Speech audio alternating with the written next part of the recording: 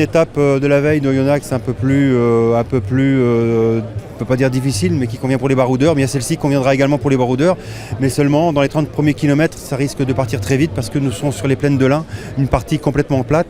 Et ensuite, eh bien, ce sera le vignoble du Beaujolais, des routes que je connais bien et que les coureurs connaissent bien, puisque cette année, sur l'étape de Paris-Nice, Crèche-sur-Saône, Rive-de-Gier, eh bien, une partie de cette étape a été tracée. C'était l'étape identique que celle que les coureurs vont emprunter aujourd'hui, donc à travers le vignoble. C'est assez casse-pattes, c'est des routes étroites, c'est assez sinueux, c'est des relances, des multiples relances.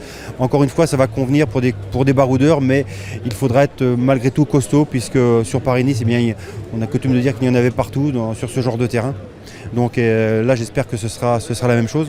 Ensuite, en allant vers Saint-Étienne, ce sera des routes plus larges, avec des ascensions plus longues, pas très difficiles, pas trop de pourcentage, mais assez casse-pattes avant d'arriver sur Saint-Étienne. Donc sur Saint-Étienne, avec une longue descente pour arriver pas loin du stade Geoffroy Guichard.